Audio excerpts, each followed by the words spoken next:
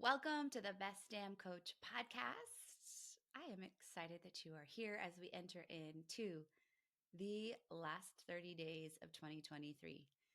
Dang, you guys, I just am kind of thinking like back. I always think it's so interesting to see like the reality of where you go in the year and what happens in the year versus the expectation of what we set for the year. And it's such a testament to this whole notion of like goals are the reason we set goals are to be excited and to have a vision, so it keeps us moving forward despite like the life situations and circumstances that happen. And I don't know about you guys, but I'm definitely feeling that the difference between those two. I'm going to be sharing in a future episode this month actually a breakdown of exactly what we learned. I'm going to be giving actually some really financial transparency and also how what we're doing in the company for 2024 as we prepare.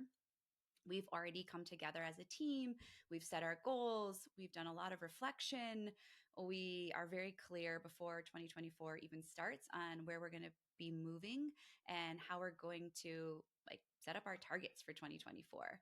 And I know this is something, especially many of you are solopreneurs listening, or you have a very small team. Sometimes we're like, but how do I plan for a year in advance? What's important? And that is why coming up this month, I actually want to walk you through this entire process. And so we're going to be hosting a workshop. We held it last year, it was a massive success. We're going to be doing it again. Actually, it's going to be even longer and of more value because I ran out of time last time. I was like, I got to have more time with everybody. But I really would love for you to come join me for the Plan Out Your 2024 live workshop. And this is going to be a step-by-step workshop for coaches to have a clear path to profit before 2024 even starts. So if you're feeling a little overwhelmed or unsure of where to start to map out your year, what's important, what's not, how do I find new clients consistently, how do I generate consistency in my revenue, then I'd love for you to join me live in this 2-hour intensive where I'm going to walk you through our step-by-step planning system that I've really find is extremely powerful. I've learned from my mentors. I've made some tweaks and adjustments on my own, and I like simple, and simple plans stick. So by the end of this 2 hours, by the way, you're going to walk away with a laser focused goals for 2024, a clear path of action to produce profit. You're going to be determining, you're going to be able to know exactly which product or service you're going to promote, when, and why. And you will have a strategy that is mapped around your life, which is one of the most important things from my perspective. So, no doubt, you're going to walk away feeling energized, clear, and with a complete peace of mind because you have a plan in place before 2024 even exists. And so, while everybody else is touting shiny objects and noisy things, you're going to be like, nope, I'm here for it. So, when is this workshop? It's Tuesday, December 10th from 10 a.m. to 12 Mountain Time, Arizona time. It's all via Zoom. And I would love for you to join me. The investment is $7 for this workshop. And that's because you might say, like, why are you charging? Honestly, because it's not a webinar. We're going to see everybody's faces in Zoom. You're going to have a chance to ask questions. So I only want people in the room that really care and really want to be there and that are going to be elevating the room as a total.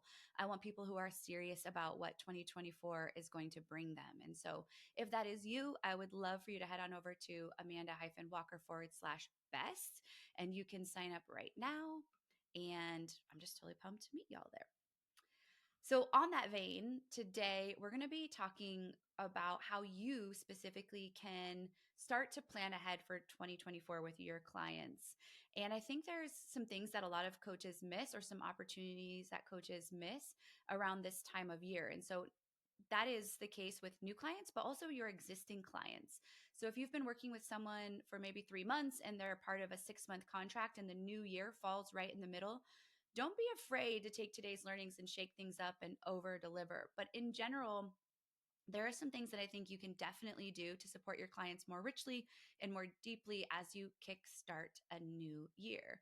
And I know that despite not really caving into New Year's quote unquote resolutions or whatever, it's like there is a new energy that exists at this time of year. It's a fresh energy. It's like the holiday season is over. There's almost a retreat for me, at least, because I always close things down from Christmas to New Year, we just take that entire week off. We have no group calls. I call it implementation week. It's a retreat week that feels refreshed and renewed. And I like to do all of my preparations and planning for myself before then. But then with my clients, I like to take advantage and double down on that energy and really help them have some clarity as well. And so today, what I thought I would share with you is some tangible things, some things that you can do either in a group environment if you're coaching in a group or one to one to help bring more results and facilitate what I always encourage is an over delivery of the coaching experience. And I think what this also does is it brings alignment for you and your client to make sure that you are on the same you're on the same vision, because it is often that a client changes their goal and vision in their head, but they haven't communicated that to you. So you're still working over here for plan A and they've shifted to plan B. And that's where conflict in the coaching relationship can come into play. So today I'm going to give you 3 tangible things that you can do with your client as you start the new year to create even more success. So get your pen and paper out. We're going to dive in. Step number 1 is check in on their goals. So this is directly connected to what I was just referencing, and that is I want you, before you even come into a client session with each client or into a group, is go back into your session notes and look at the very beginning of the relationship you started with this client. Like, what were their goals then? And I like to do just a mental kind of like trip down memory lane. Are their goals the same? Is it sounding like their goals have changed, but we haven't identified a goal shift? Have they possibly hit some of those major milestones already? And it's time to like stretch them and pull them to even something larger. But this is a time where we want to check in on those goals and have clarity around them. And so when I say check in, it's like check in on your like with yourself around their goals, but this is also when we actually check in with the client. And so on the next session, I might even ask them something of the nature, hey, like what are your, if you think about back to the beginning of our time together, do you remember what your goals were specifically? Sometimes they'll say like, oh, I don't even remember. And so what do you think they were? And so they might rattle them off. And this is where I like to be able to go back to exactly the dictated notes and say, well, actually what you shared was, X, Y, and Z were your goals back then. And so this gives an opportunity for discussion and reflection as to whether or not that goal setting session or that goal actually still makes sense, or if it's even something that they want, right? Because a lot of things shift during your coaching relationship together. And for some of you, if you're doing, even more generalized nutrition, life coaching, fitness coaching, um, you might have noticed that there isn't specifics when it comes to those goals. And so it's time to really reevaluate. So the first one is check in on them, both on your end and also to have dialogue with the client to make sure that they're aware of what their goals were. The next thing then is to, once we've identified, and you can truthfully, the next two do in either order. It's really up to you. If I were coaching, I would probably go, I'm going to present in the order that I would go in, but that does not make it right. So it's like, okay, you're familiar with your goals. That brings them back to the surface to think about that. The next thing I like to go into is a celebration moment or minutes or an entire session, whatever you think is worthy. Is I like to ask, like, what are we celebrating so far? Like, thinking back to when we started, what can you celebrate about your transformation and your progress up to this point? So you can do this a few ways. If I were with a client live one-to-one, I would probably do it the same as a group. I would just say, hey, like, let's take out our journal and let's just celebrate. So I'm going to set the timer for a few minutes, and I want you to like write down all of the results that you've created so far since we've been coaching together. And I just want you to look at them. And so I'd give them some time to journal and really give them the space to collect evidence for themselves and all of the results they're curating. If you are in a group environment, you could do this as well. And when it comes to the what to do next, you could just invite some people to share out loud. Anytime you're sharing your results in a group, right? It brings a great energy. In a one-to-one setting, I would definitely have the client share what they noticed, what they wrote down, etc. If you're not in a container where this feels permissible, or maybe you have a lot of students, then what I might do is do this in a check-in form. I might ask more specific forms and send out like a Google Drive link or a type form or something like that. And I might ask some of these specific questions. I might start with number one. If you think back to the beginning, what were your goals? Then what have you celebrated so far, which will lead us into the last question. So you could easily do everything I'm saying today in a type form. And what I do love about a type form is that it's in writing, and you can repurpose that. So you could use it for testimonials, especially when they share like all of their progress. They're literally just gifting you a informal testimonial of your work together. I love having that on paper anytime we can repurpose that, of course, with their permission. So what you're doing is creating the habit of celebration. You're asking them, like, no matter how small it is, can we just really look at how far you've come together? And if I'm one to one with a client, I'm also thinking of what my verbal celebrations are. So after they've highlighted, I jump in and say, yeah, here's the things I've noticed, because my lens is very different than their lens. But what this does is it creates the opportunity for just reflection and how far that they've come. And what it does is it acknowledges the success they've created, the goals they've achieved so far, which leads into step number 3. And that is create the space now to go further, right? To have a more formal goal setting session. So now what we can transition to is, okay, now we know what your beginning goals were and we know what progress you've made. Where do we go from here? Like, what do you still want to achieve? And this might be just an open brainstorming session. And so they might rattle off all the things that they desire. What I want to encourage then is to lock in tighter to that. So take all of those brainstorms and then just ask them, okay, well, what's the most relevant? Because they might be like, I want to make more money. I want to lose more weight. I want to have a better relationship with my spouse. Cool. What's your niche? What are you actually coaching them to? And second is, by trying to solve everything at once, we really solve no problem. So we want to lock in tight to what the next plan of action is. So what we're doing is we're really recalibrating the goal together. And that helps us get clarity. And I like to do this, even if this wasn't the new year, guys, I definitely like to do this at the midway point, or especially if you have a client that tends to want to deviate and work on lots of things at once, such as like eager to grow and tends to kind of be like squirrel, you might have to do a lot of recalibration to keep them in line. But you want to lock in a specific goal. And just to reaffirm, and I'm going to be doing this on the workshop, on the our plan your 2024 workshop, is I really want you to encourage them to get a specific goal. So go back to the basic SMART goal. I know it's kind of lame that we still talk about SMART goals, but it's because it works and it's effective. It's specific, it's measurable. We want to make sure there's autonomy there. It makes sense for them, and also that there's a timeline. So not just lose weight, but lose a specific number, or be able to walk upstairs without feeling breathless by, in 3 months, right? So you want to be very specific. And this helps them know that we're working towards something. And the more specific we get, the more the vision is there, the more we know that there's an outcome that we are headed for. And I want to say a caveat today. If you're listening, you're like, oh, shoot, I just really never did this from the beginning, then that's okay. This is your opportunity to come alongside them and do this now.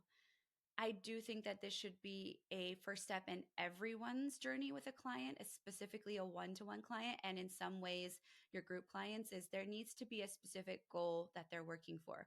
One of the things that I will ask my coaches if they have a question about their business is, the first thing I'll say, okay, what's your goal right now?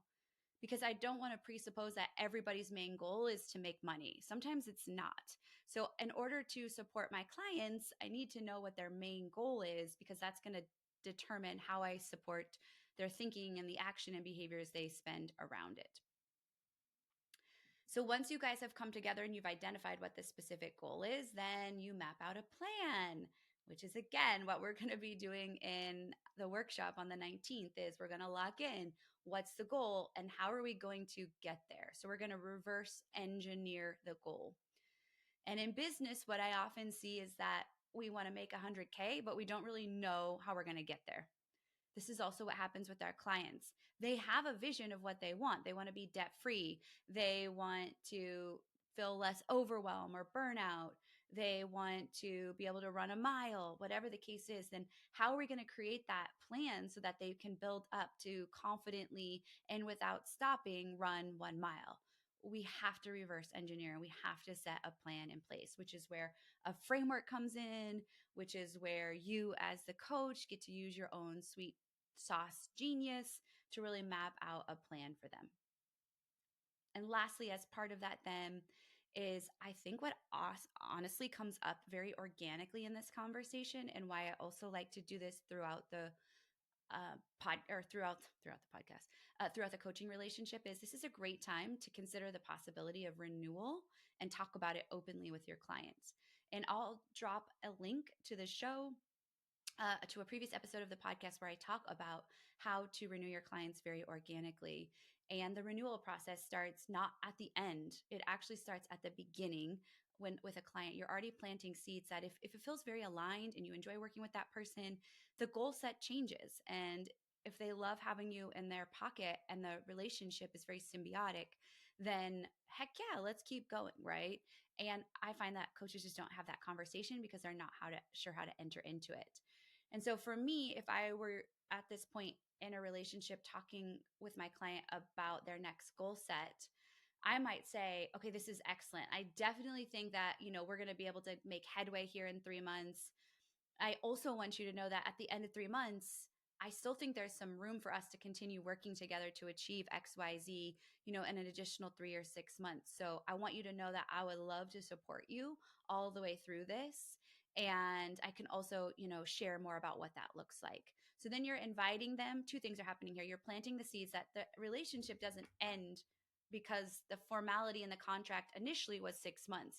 The goal here is to make sure that you feel that there is synergy there to continue? And if so, how do we keep supporting them? The statistic I like to share is that you're missing about 20% of revenue in your business by not having these types of conversations. And wouldn't you love to make 20% more without having to come from a new lead, but being able to come from somebody who already loves you? You already have a relationship. It's less work for both of you. So I love this part of the business conversation and strategy with growth and income, because this is a really important part. So this is a great place to kind of weave that in. So that really gives you those 3 touch points to think about as we come into the new year. So three things that you can do with your client right now to help them create greater success in 2024 is: 1, audit their existing goals. Do they or do they not make sense? Celebrate the progress up to this point. And lastly, create a goal and a plan for to execute that next goal. And what I want to say is, though, of all of this, I think the most important piece is to make sure that you're your own best client too, that you're doing this specifically.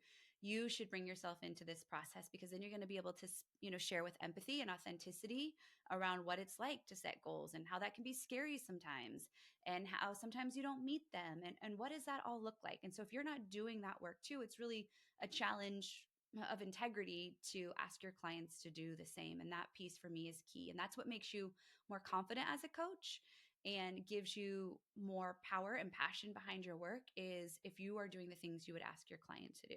So if you want support with that, please come join me on our workshop on the 19th of December, where we're going to help you map out your plan for 2024 before the year even starts.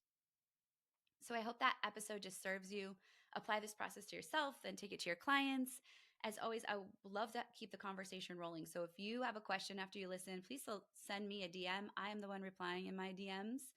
And one of the most important things that I would ask you, and I will keep asking you over and over, is I know you may not have feel comfortable or know how sometimes to leave a review, but something even more simple than that. I mean, I love reviews. I don't want to discount them. If you haven't left one, I would love for you to leave us a review, whether it's on a comment on YouTube or in iTunes, Spotify, wherever you're listening from. But even a more simple way is, if this episode really serves you, is to send this to one of your coach colleagues or friends. So just grab the link right now, text it to them, put it in Messenger, send it via Insta. I would appreciate that so that more people can find us. And another thing that I love is if you're listening, just take a screenshot while you're walking, doing the laundry, share it on your stories, because that's another great way that people can discover this podcast and our goal to serve 1 million coaches so that they can serve 1,000 clients. So well done, my friends, as we round out 2024 together. And I hope to see you all in my workshop on the 19th, where we're going to plan out our 2024 together.